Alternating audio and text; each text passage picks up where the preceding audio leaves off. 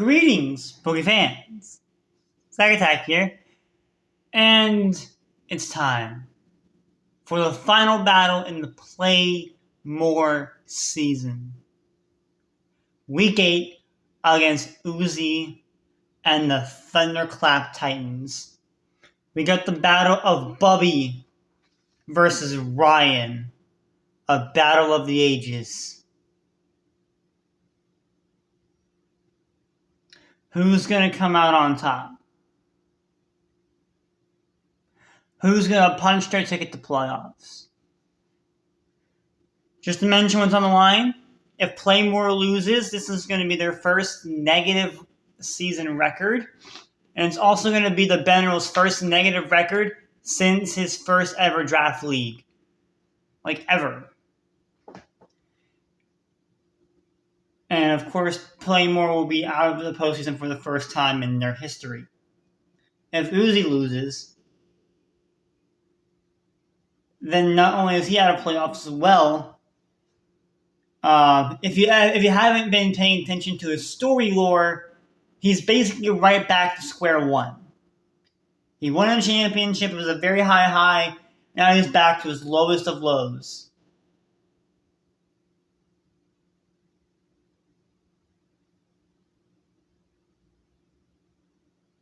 He's got and you can't let another one start. You can't let the 9-year journey start again. He's afraid of that. He doesn't want it to happen. Uzi is thus far undefeated against Play-more. Every time Play-more has fought Uzi, they have ended up losing. And Bubby has not been brought to either of those battles. But now, it's different. If you haven't seen Uzi's side of this battle, I would recommend you go watch it after we're done. Link will be in the description as well. Let's go on and get into the battle, because this battle decides our entire season. That's what the title says.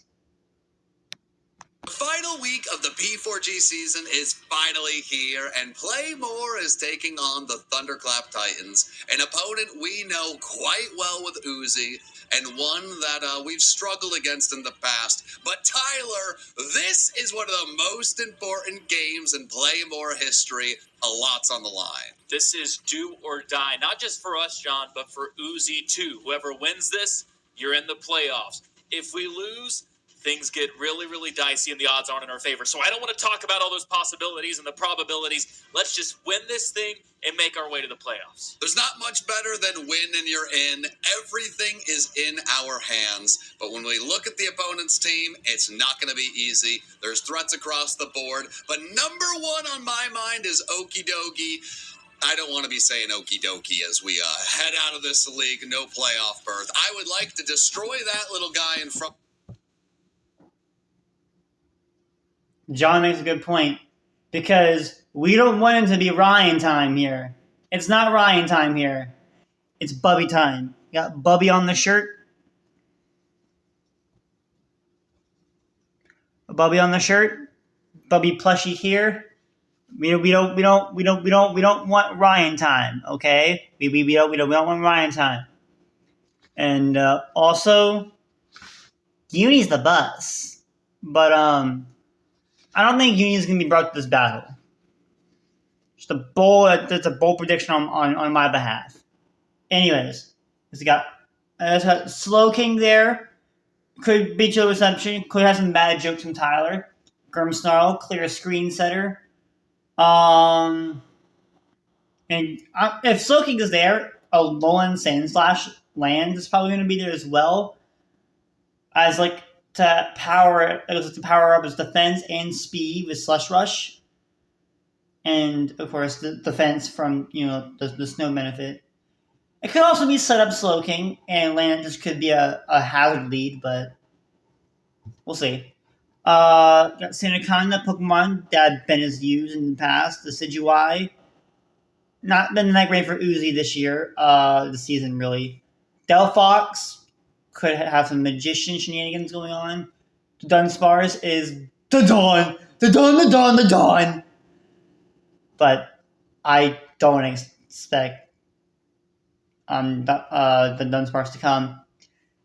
You got Darkspawn over there, a Pokemon that we're familiar with as well, in Ginger.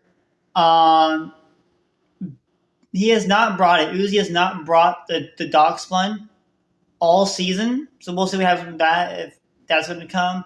If Haunter comes, I don't know. But yeah, let's just see how this match goes. I'm excited to see. One of us, but it's got a good matchup. It's had a great season. Tyler, what do we have to take that thing down? John, as I look at the team that Ben has lined up this week, you used the phrase good matchup, and the number one Pokemon that stands out for me in that regard is Hatterene. And it's not a typical Hatterene set. It's not the way that we've seen it used this season. We haven't seen it used much this season, but when we have, it's been Trick Room. This time, it's Calm Mind, Stored Power, and for some reason, Agility is there too. I don't know why Ben has cooked this up the way that he has, but if you want to see why he did, and the rest of the team that he brought, that extended Teambuilder link, it's in the description. But John, with all that out of the way, I cannot wait any longer to find out what the opponent chose to bring for this big-time matchup. Everything rides on it. Teambuilder, link in the description. Everything comes down to this. Let's see what the opponent brought. I'm nervous. Okay. And that's not going away, because I see a lot of threats here. Okay. So he did bring the Darkspawn. Okay. And he did bring the Residui. Interesting. There's also Sandslash on the other side. So again, probably the Spike Sleet. There is a Slow King there. Again, could be Chilly Reception. Could also be set up. I know Ben said that in his notes, I'm pretty sure. We're mostly worried about Ryan and AJ Styles, the Residui. Those are the big threats on the other side. Of course, Grimmsnarl with the screens. Everything else, as long as Ben can keep his team healthy, which is a big if, should be fine. But yeah, let's see. I don't want to stall any further. Bubby, we get the full Bubby squad. We got the power of Bubby this week. And the first time bringing an actual Bubby against our guy. Let's see how this works. Tyler, I don't really see any of the specially offensive Pokemon. No Delphox, no Galvantula, which is kind of interesting. It's a very physical team, and then the Slow King at the top. What do you see here, Tyler? For me, it's a little bit of confusion on the other side, because there are a lot of Pokemon there that we maybe didn't expect to, more so the ones that we expected to see that aren't there. Like Delphox in particular felt like it had a pretty good matchup against us. But still, like you said, a lot of threats, and interesting team from the standpoint that you've only got one special attacker over there. And for me, John, it still feels like Hatterene in that set is in a pretty good spot to be the swing Pokemon in this matchup. Hey, we're going to go out swinging, and hopefully we can swing and hit a big home run, Tyler. But as this final battle of the season starts, I need to thank our season-long sponsors, play-more.store. We had an incredible drop this season with the sweatshirt, with the shirt, but of course, the Bubby plush. You gotta have a Bubby plush as you watch these battles. Hopefully, that Bubby plush for me can bring us to a victory, but it's time to get into the battle. Okay, it's time to see this lead. And Lions! Okay, that is a Alolan Sandslash. Alolan Sandslash. I assume it's going Is to he get trying to roll? hazards up. I'm But expecting that a could flip be turn really from good, Ben Tyler. and a This is not an Spikes from offensive Uzi. variant. That would be amazing. Now, it could have one thing of hazards and still be the Slush Rush, so, it could be a little boring in the front, party in the back. But we do have the flip turn. We can, get a little bit of damage on this thing and go into the appropriate switch. The issue here is I'm not sure. No, we do have defog on Altaria. Never mind. I'm not super duper worried about this thing long term, but we may need to Terra into Steel with Altaria to make sure that it can actually deal with this thing. I do agree with that. It feels like on both sides, pretty safe leads.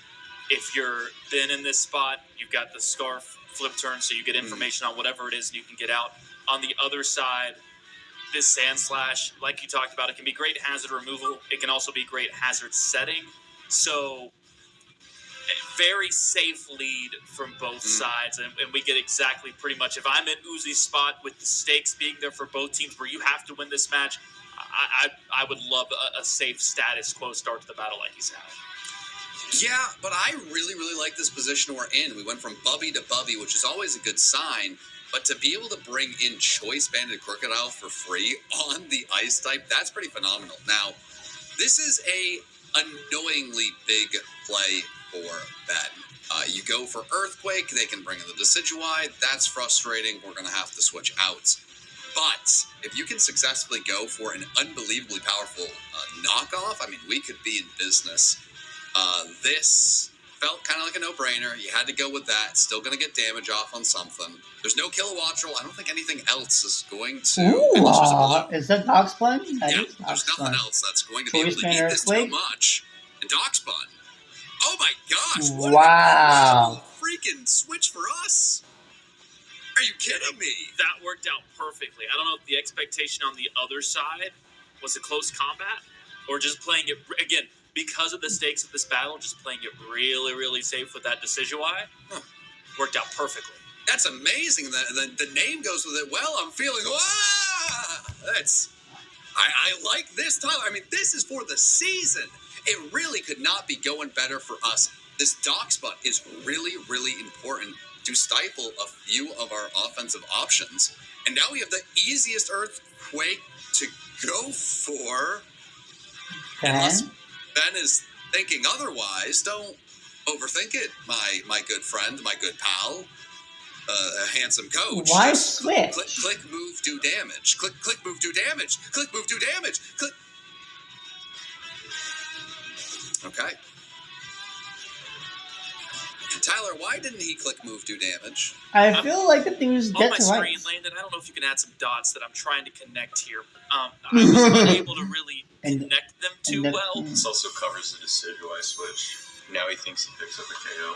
So Darkspun is faster than that on Crocodile. purpose. So there could have been a worry of a max speed Darkspun possibly to outspeed us. So that is something that's fair with the Endeavor. I do understand it a little bit more now. What I am worried about is Darkspun gets Wish, right? The opponent's going to switch the Darkspun, and there is a chance that thing can be fully healed up. So if that thing was max speed Darkspun, I completely get the play. It makes perfect sense to me. So I had no issue here with that one, but I just really do not like that thing getting to stick around. So hey, maybe the dots were connected very quickly.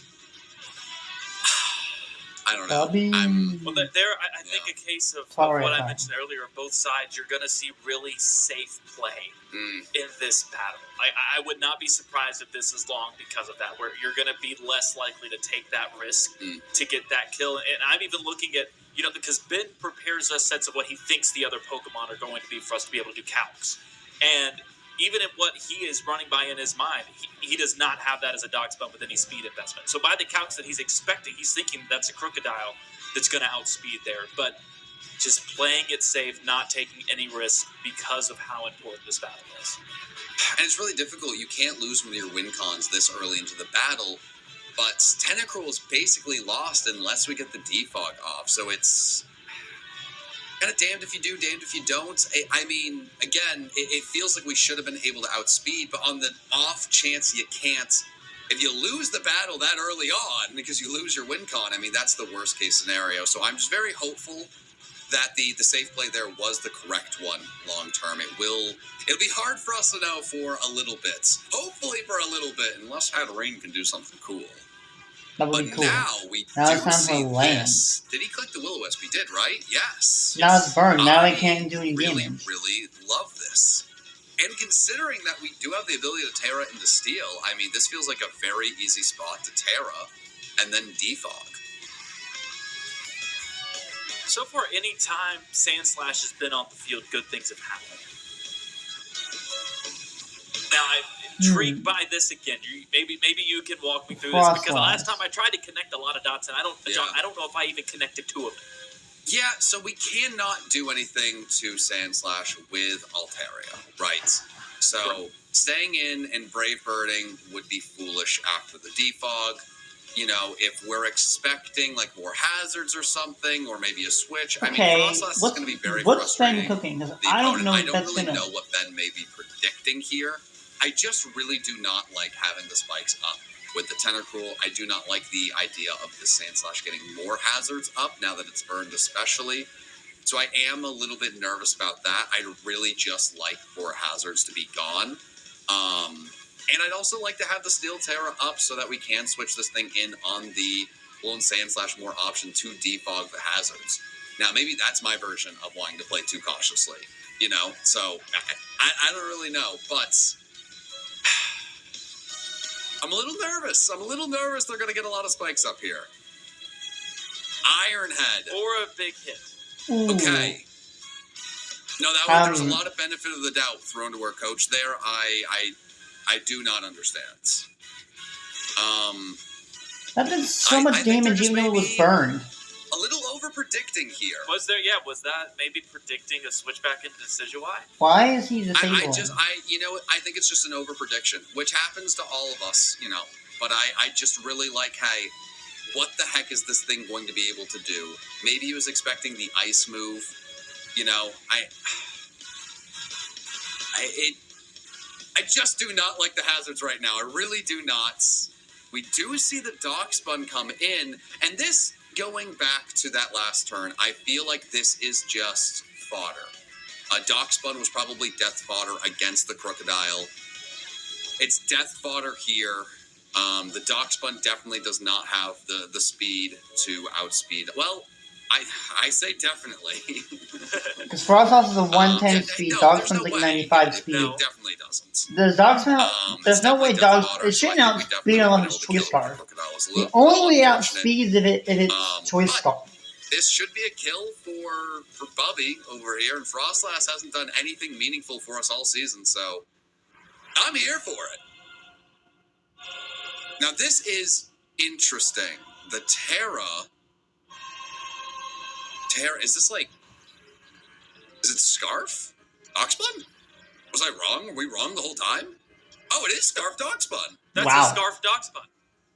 We were wrong the whole time. You know what? Yeah, forget everything we said about speed. Good. Yes.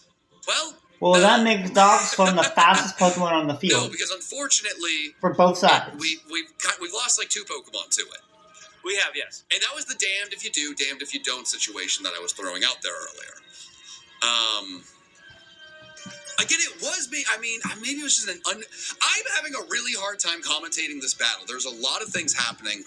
Didn't expect the Scarf Darkspun for a lot of reasons, but it was kind of switched in as death fodder, where Ben could have gone for an attacking move. Obviously, he went for disable, so maybe it was an unbelievably good prediction on the opponent's part, but we could have gone for the substitute. So it's very interesting to try to figure out what either coach is thinking. But regardless of what they're thinking, it's not working out for Ben. What I'm suspecting is this may have been thrown in as death fodder, and it just worked out perfectly for the opponents. I agree with that. Which is unfortunate. It puts us in a really unfortunate spot. Frostlass is threatening to end the season as a big 0. So Frostlass is the #1 cheerleader for us to win this battle. To try to get one more shot at anything that could be helpful. Because if we lose this battle, Frostlass is the #1 Pokemon I'm looking at as the reason we did not make the playoffs. So that stupid Ice Axle?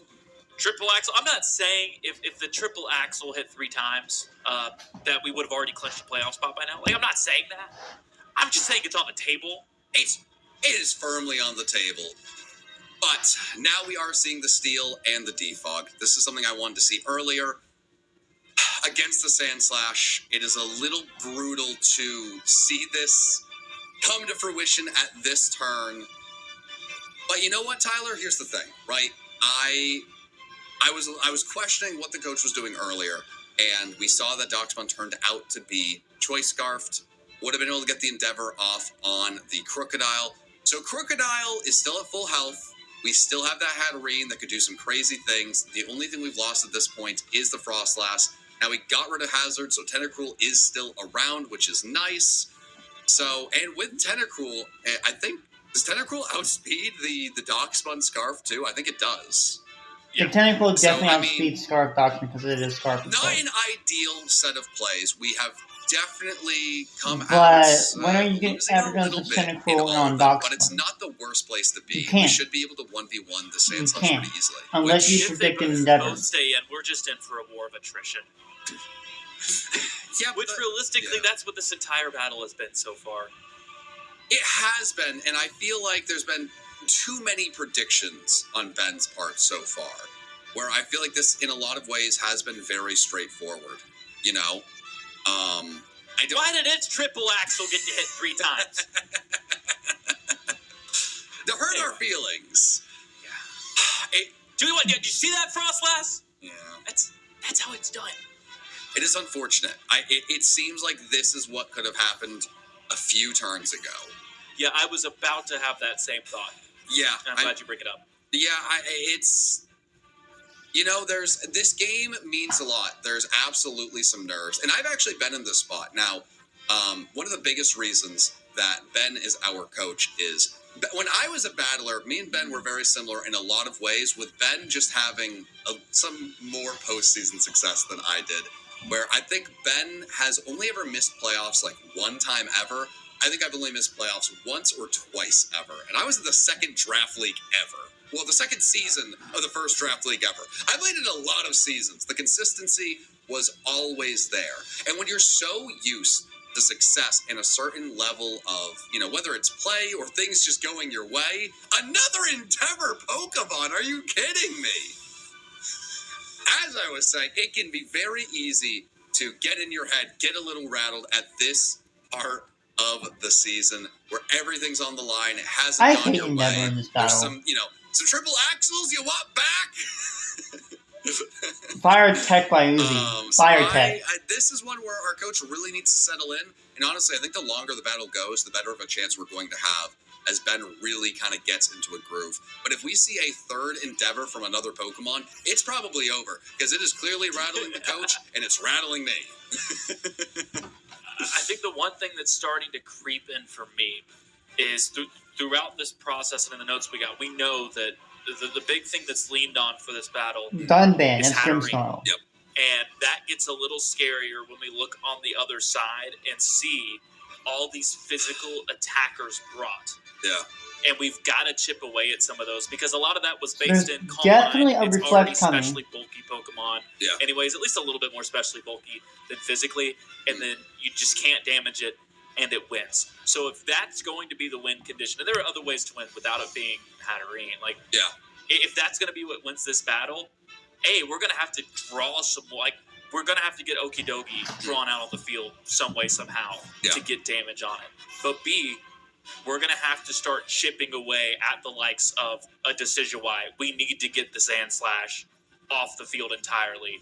We got to start picking some of these Pokemon off to set that up if it's going to be the win con. Unfortunately, I mean, things could not have gone much worse for the strategy that has been implemented. You know, the opponent has 2 Pokemon with Endeavor. 2 Pokemon, they are completely fine getting down to low HP. And both of them have worked out. You rarely see Endeavor in competitive play. It's a fantastic move. But to see a slow, defensive hazard setting Endeavor Pokemon, and then a Choice Scarf Endeavor Pokemon, it's really hard to prepare for them. We haven't been able to kill either of those Pokemon. And now there are 2 Pokemon on the opponent's side at low HP that can at any second bring one of our Pokemon down all the way. And we really haven't seen anything else. So it's a very unique situation. I've never seen this before in draft, the double Endeavor. It's pretty infuriating, but all the stops are being thrown out there, Tyler. It's just unfortunately for our enjoyment, the opponent is not doing anything exciting or fun, just smart. And it's like, okay, this guy will mostly die and then kind of bring the opponent with it. So I'm hoping for some flash, and we know it's on our side. So Hatterene, I'm really looking at you. You are most of the flash. Woo, you are a lot of the flash. Especially with Grimmsnarl, king of the screens out there, Yeah. puts a reflect up just conveniently against our very lovely physically attacking Tentacruel. That was very nice timing on that part. And I mean, even from our side, reflect at this point without Frostlass out there is brutal in terms of try. I said we need to start doing some damage. Reflect is worst case scenario at this point in terms of trying to achieve that. When we saw Grimmsnarl, we knew it was up, which is unfortunate. And now that the two, we haven't gotten rid of those two Pokemon, they've been endeavoring, the team, and now we get the screens going. I mean, this is going to be an issue. And it's going to be very infuriating to go against. This could really be a war of attrition, but one that I don't know if we're ready to really deal with right now, especially with Frostlass going down. The longer this battle's going, the more devastating that early loss was. Very unfortunately needless, and he was really perfect for something like these Endeavor Pokemon, as obviously you can't Endeavor a ghost. It's dead. So... Yeah, losing from early definitely sucks. I do but fear that you can't really worry about that right now. You gotta face down the AJ Styles. This season already. If you were gonna point There's to one Pokemon, and something good for old really Ben could have here. played a big role in this battle. He does switch. Why does it take like a whole minute to make these By plays? switching out here, Kentucky, that's Slow King. That is a Pokemon that could be very frustrating. You see the Slow King. The Will-O-Wisp does work in terms of chipping it down, but it's not going to lower its attack power.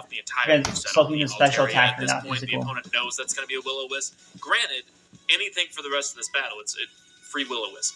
If Ben wants to counter the screens with that. But if there's one Pokemon that is not particularly useful against it, is that one special attacker on the other side. The question becomes now for Ben, is it just put Bubby out there, sacrifice him, and use this as the opportunity to get Hatterene out there?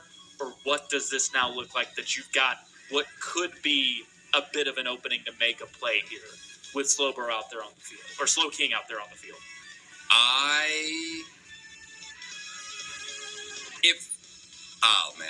I think the play might be sacrifice Tentacruel to bring the Hatterene and try to win right here. But by saying that, I'm also kind of tipping my hand in my worry.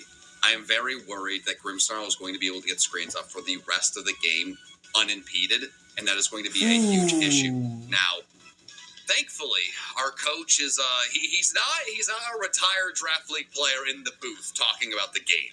I feel better about no Tentacruel after that. Right, he is still very much with it, and this turned out to be the right decision. We do have the Assault Vest. Hopefully we can live one hit. The Nasty Plot is scary, though.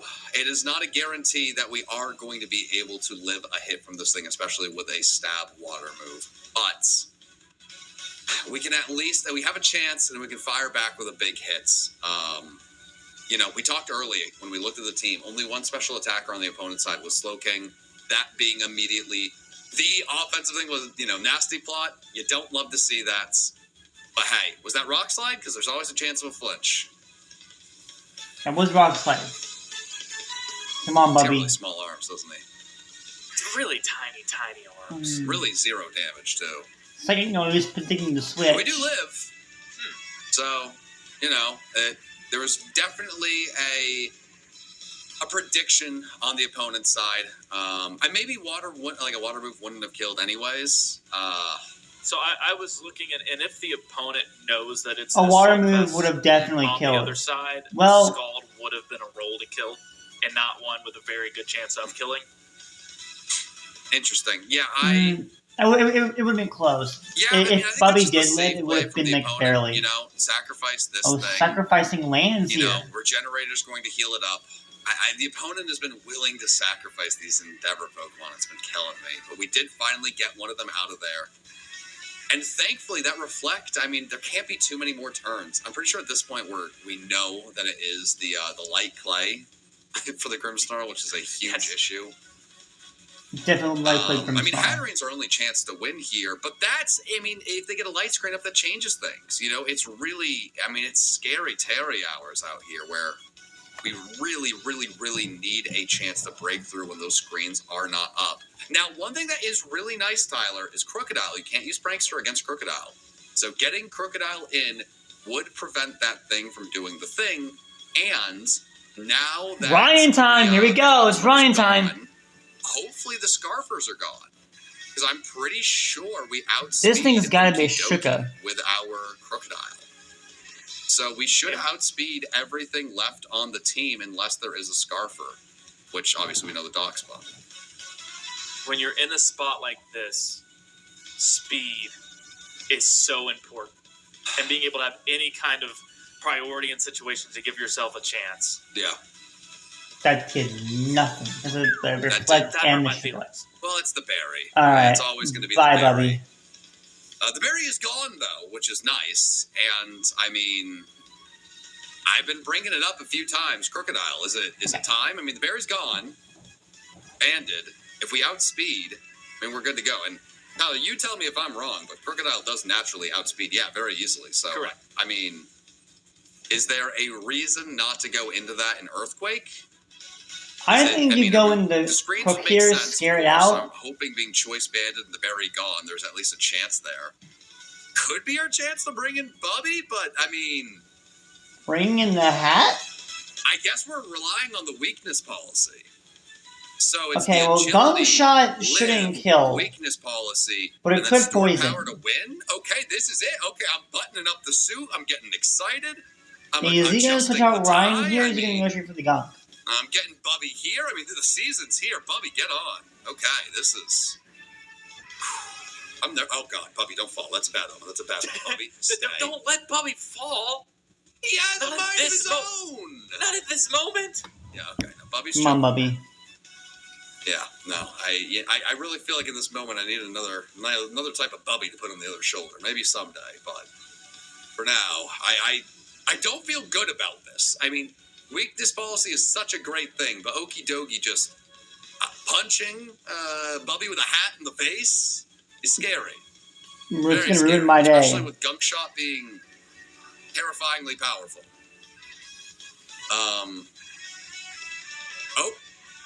Oh my God. No way. Did you why? Wait, that's something you would understand. Okay. So, I'm not worried about the Decidueye killing us. Neither am I. If we were... It's like, gonna... Sorry, Bubby. Decidueye is not as powerful. Yeah, Decidueye is not as powerful. It could be spell tag, but what are the chances of that? Here's the concern. If it has Poltergeist. I hate that move. Then this would be a dead Bubby. That's true. Wait, but Poltergeist isn't even as strong as Gunk Shot. That's also true. Is it? Was Poltergeist based on like the move? No. I guess I'm more worried or questioning so why. Now Poltergeist is 110 damage. The reason that I wasn't as worried on the other side, Gunk Shot's stronger. Ben was thinking Poison Jab. Okay. Would be the more likely move there, and Poison Jab would have done a ton of damage. It would not have killed. Okay. No, that makes sense. Gunk Shot puts us in the same spot that Poltergeist does. Okay. To be fair. That's what I was thinking. That's why Ben's making the switch here. Okay. Okay. Well, okay. I mean, I don't know if it was a good switch. Okay. Spirit Shackle. Because Uzi's hates Poltergeist now. It's his least favorite move of all time. I don't know, man. I was questioning on the first one. I didn't think this... I don't know. I think if you would have stayed in there and agility again, the game would have been freaking fracking over. I don't think I'm wrong with some of these plays. I'm just having a hard time. I want to try to get into these coaches' heads. And I will say Spirit Shackle was fair to be concerned about too. That would have been a roll.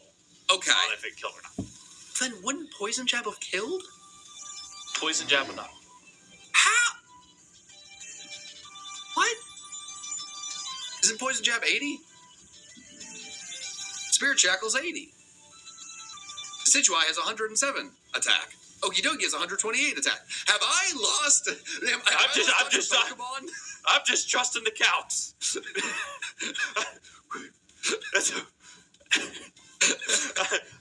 I'm trusting them with everything I have. You know what? Tyler, get better. I just want to see our friend with the hat win this battle. There's going to be some questions to be asked. Knocked off. But I really, really, really really like getting some damage off on the Okie Dokie. Don't worry, John. I have solved it. Okay. Are you ready? Yes. In this situation, Yes. Ben specifically was anticipating that the Decidueye would be holding a spell tag. Okay there. Okay. I am now understanding more. Okay.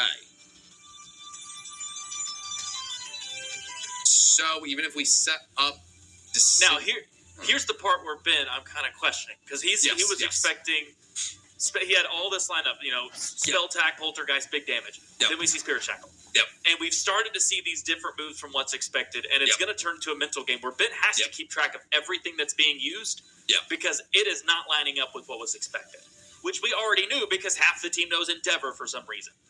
Right. Yeah, and You've battled Uzi twice before. Y'all should know how he plays. The plays. opponent's making a lot of very straightforward plays, and they're able to do that successfully just with of course, you can't really prep for Endeavor, but now, still. What I'm really worried about is Decidueye. It doesn't seem like we are confident we would be able to kill the Again, Decidueye, you should have stayed with the hat. With a stored power, even Spirit after Shackle agility, never kills which there. is obviously Never. very necessary for us to be able to sweep this team. So I'm a little nervous about that. But this is where things get really nice. We had one chance to do this, Tyler, one chance, and he just did. He did the one, right? The one. One chance. So now we are able to go for an Earthquake pretty freely, which will do a ton of damage into the Decidueye, which would obviously really help us with our calcs. Or he can make a really big prediction here.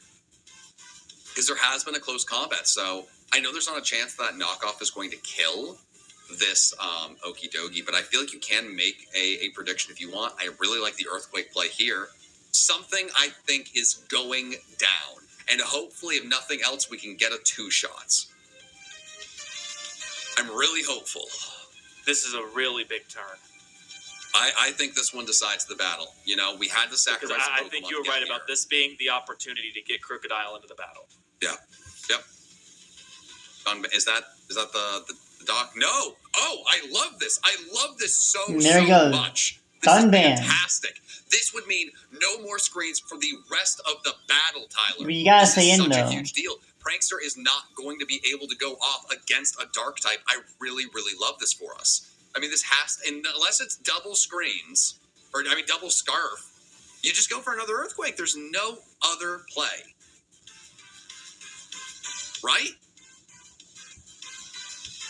I agree. Have I fully as slow as Grimmsnarl is, because of the fact that this is a Jolly Crocodile with some speed investment, I don't even know if Scarf would matter.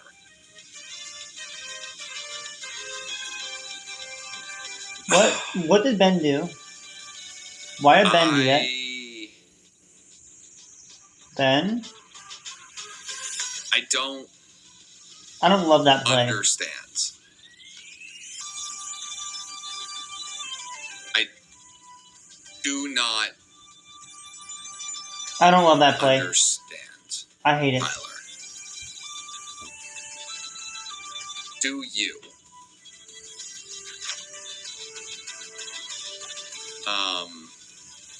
I'm back to the dots. I mean, Defog doesn't get rid of screens, right? Have they really? I don't feel like Defog needs a buff. It does. Okay. So that's the thought. Okay. Okay, well, goodbye Reflect, at the very least. Okay. And don't forget, it lowers evasiveness. No, I mean, getting rid of my worry was just letting the screens go up for free. Okay. I'm seeing the thought process here.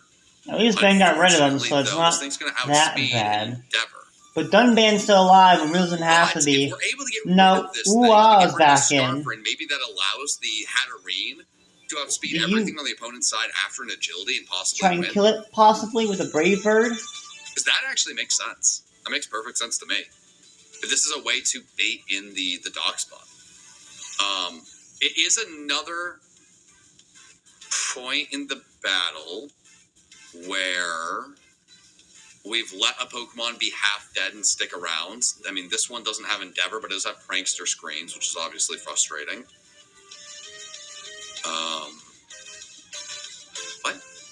What? Ben? Ben? Ben? I don't know, man. I'm gonna need you on this one. No, I got no idea. Big guy. No, zero idea.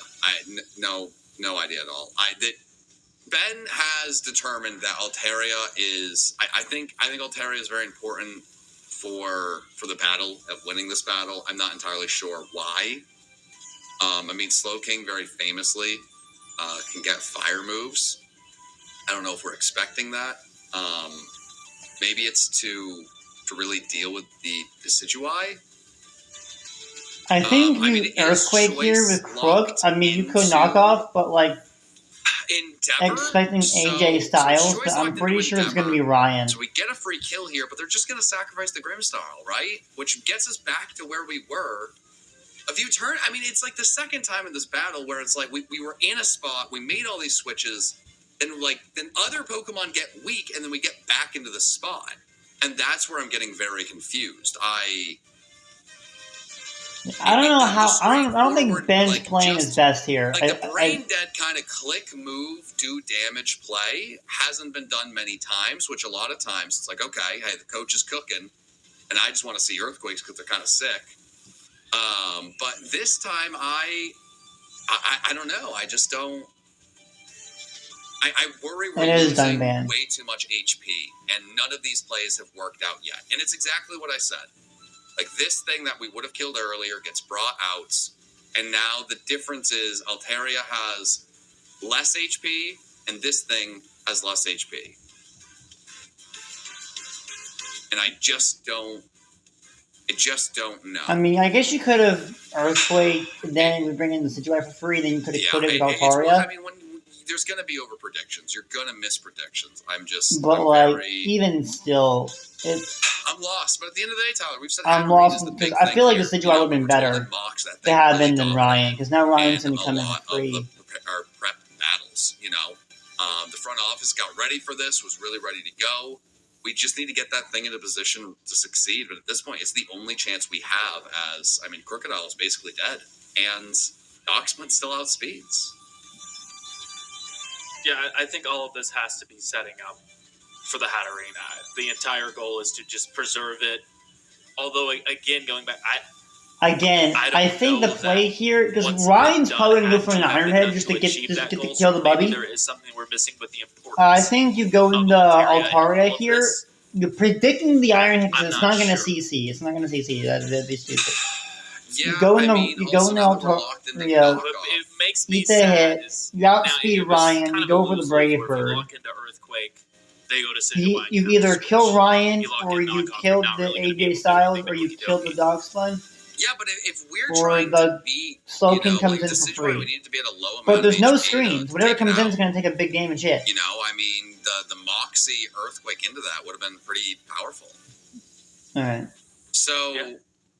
It's going to come down to if the Decidueye is at an amount of health where we're going to be able to kill. This is what we talked about earlier. It's going to come down to this. We need to bring in Bubby now? Off. The weakness policy is the biggest thing here. We need I don't think you outspeed. You outspeed. But if the opponent just straight switches into Decidueye, I think we lose every single time, right? The Ryan, AJ Styles, and Kentucky at +2. Don't outspeed the Wa at +2. Because it's Scarf. Yeah, no, this is... You've got to get rid of the Dock Spun first. I think going into Altaria here is a better play. Because if you go into Altaria, take care of the Dog Spun, situations in this battle that have repeated then you win. And not you got to kill Dock Spun. Which is plain and simple before you bring in Altaria. Breaking that loop, you got to kill it. I do appreciate you got to kill it, That please. is a really smart place to be. Bubby could possibly 1v1 a decent amount of these Pokemon and weaken things that Hatterene can win at the end. And we just need to win. I really do not care how we get there. I can question moves all day long. It does not matter if we get the W. We've talked about Hatterene the entire time. Hatterene is still at full health. Bubby is still around, so as long as we can take out this okie dokie, that puts us in a decent spot. I think as you said, we weren't as worried about Okie Dokie, but we were worried about the Decidueye. So I don't know, man. I mean, we don't outspeed this thing, right? No. So, no. No, I mean, no world would we ever. Well, it's normally they both have the same speed, but we have minimal speed investment. Ben was expecting a lot on the other side, so maybe they didn't have the speed investment that maybe we were expecting. Okay, so this thing that's been sent out to... Okay, now down goes Darkspawn. I never thought I'd be so That should open up Taria just enough. Hey, but it just brings me great joy. After all that we have been through with that dog. I mean, assuming Gintoki comes back in. Okay. So this is now going to be... Can we weaken Slowking enough to kill Hatterene so we can set up in front of either Ryan or AJ Styles to kill him? No, maybe. So Hatterene can clean house. No, we gotta get it weak enough. But burn will definitely help here. No, yeah, I mean, no, I feel like my commentary is really falling off a cliff, and I do apologize to the folks watching. I don't know if I've been off my game or exactly what's going on. This has been an interesting one to really watch through and try to figure out. We've gotten used to our battles being 15 minutes. Well, it's not just that. I feel like usually when we're in this position, there's been a lot of really big plays. Can you point to a big play on the other side? I would say there have been less big plays, and I think Ben would probably agree with this up to this point, because this battle's still not over. Like, I still couldn't tell you what's going to happen. Oh, heavens no. But I think even so, both sides would probably tell you less big plays, more so on each side, missed opportunities from being too cautious. Yeah, it's been a very, very cautious battle, and it's been... But again, two teams that are playing for their season. What's difficult is I've not seen the opening where our win con could set up. We got it set up in a spot and immediately had to switch, and that's where it's difficult. As especially the two Pokemon we were worried about against that Hatterene are still here. They've gone nowhere. So it's been tough to really figure out, well, how do we come in? Like, what is, like, getting that weakness policy to go off? What are those situations where Bubby is really going to thrive? And I haven't seen them yet. There's still a chance. I mean, it comes down to, would we be able to take out the Decidueye here with the amount of health it's at? Because if so, we got a shot. If we can agility here, live a move... we have that chance, but we switched out last time we were in that spot. We're putting everything on the table, all of the marbles, even the really cool one, like the cat eye marble that we didn't want to, part with in a later game. You have to kill first. It's on the table, Tyler. It's a special marble. I don't think you can set up in front of Gintoki because it's already at +2. For a very scary spot. You have to try and kill the Draining Kiss, which you came from that range. But it's a roll. We have to agility. It's a very, very high roll. Oh, no, we outspeed, but we don't kill. And we didn't kill.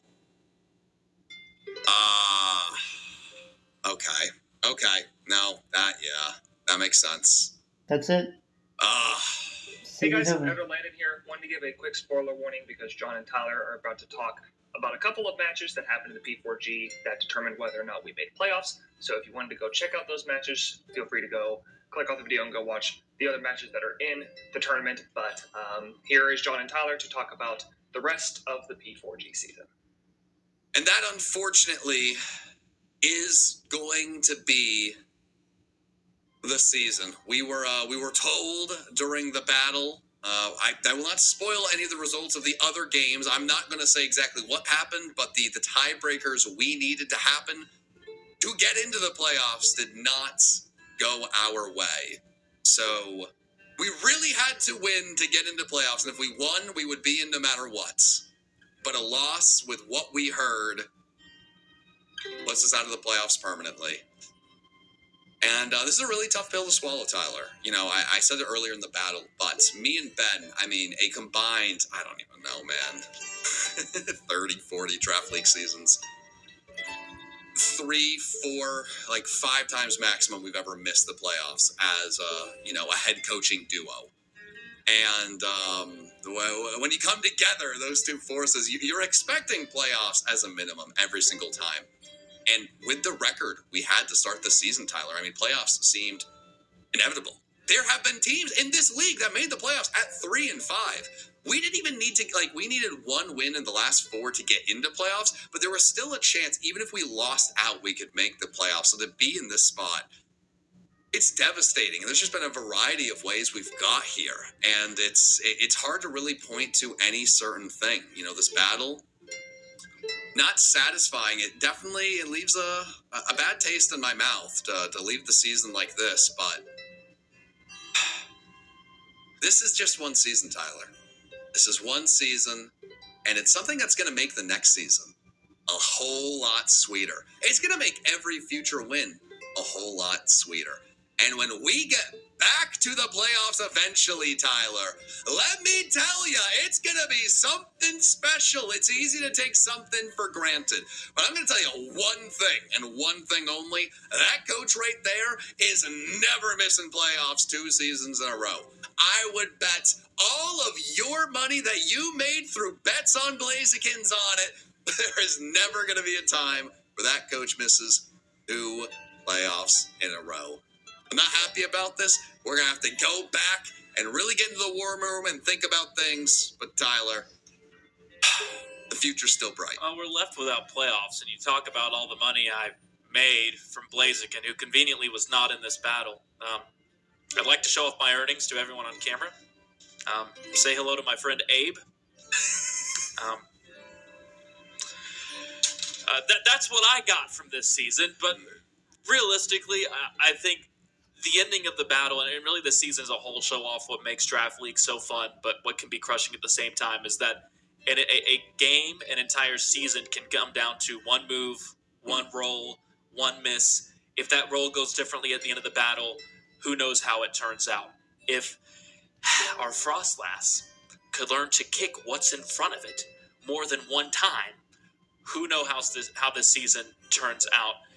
I think this is going to be a really big learning season overall for everyone at Play-More in terms of what we look for in draft, what we look for in terms of getting ready for these matchups. There were a lot of situations where maybe we expected something and that wasn't there. We had a lot of curveballs thrown at us this season, but also how we treat things in battle. Like we talked about in this battle, maybe some missed opportunities that we're going to see in the future, some more confidence to jump on those in certain situations. Still, just another very fun season to get to do this with you.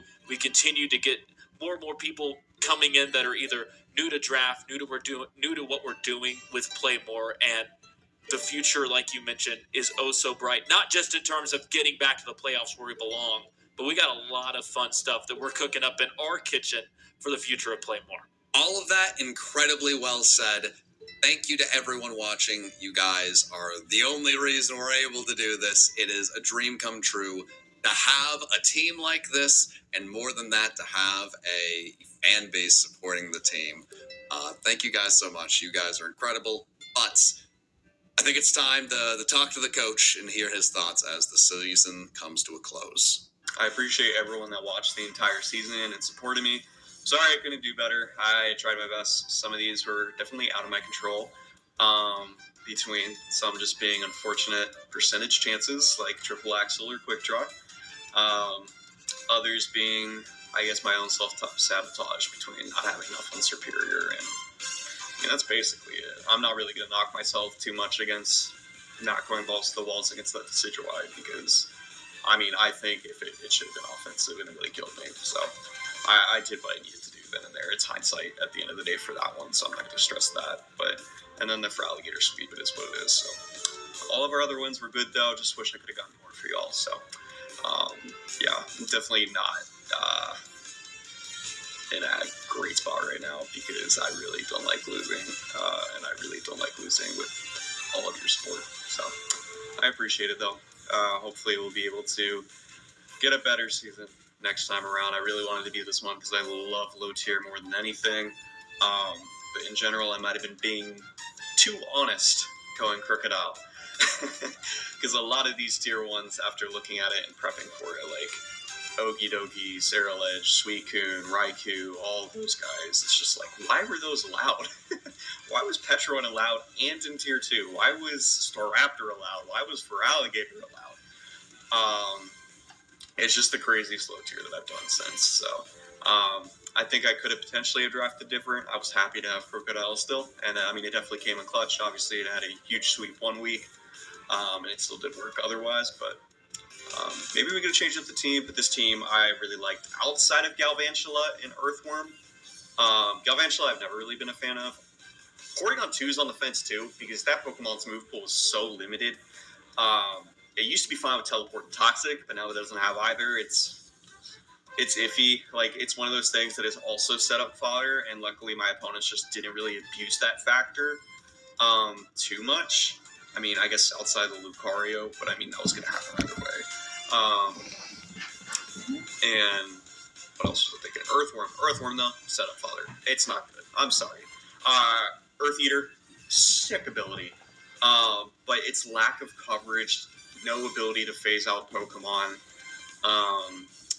and just relying on, only the physical side of things and being really weak, especially defensive, it hurt me a few weeks, definitely when I brought it. I'm not even going to hate on Frostlass, guys. I know it died here, and I know it missed the triple axle. It's just unfortunate situations. Because if it hit that triple axle, it would have done so much work against Jack. And if it wasn't a Choice Scarf Doc Spot, it would have done decent work against Uzi. But that's just good prep on his part there, and lucky for Jack. So, I mean, it is what it is. So we had Choice Scarf Tentacruel and Choice Scarf Doc Spot in the final game.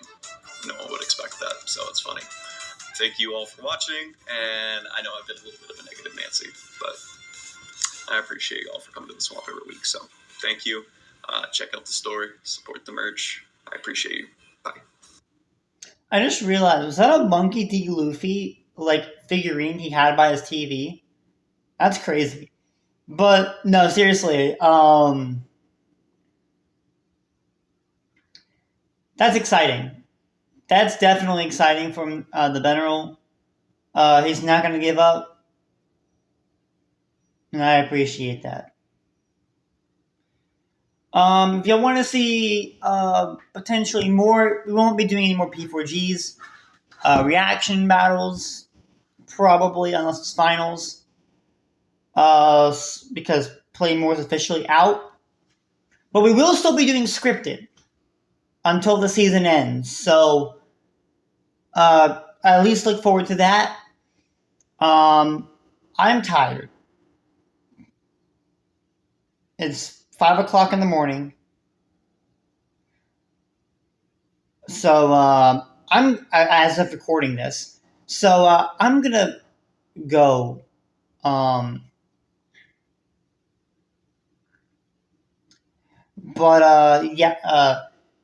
very tough battle for, the Beneral. He lost, but at the end of the day,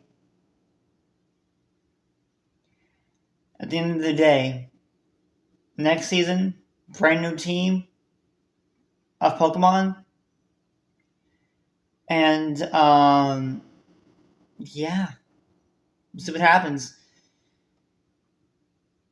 The fact that the Beneral had the number 1 overall pick and took, the first pick in the draft to Crocodile, when he had all those other options available to him, makes me think that he was very high on Crocodile, which, I mean, fair. But that was the only head-scratcher of a pick that he had. But in any case, he'll rebound, as John said. He'll rebound next season. It's how the coach works. This is probably the lowest I've seen the coach, because in the SPL he didn't do very well. GBA season 10, he did great, but yeah, we'll see how the coach does next season, whenever the next season will be. But that's all I have for now. Till next time, book fans. Gotta catch them all.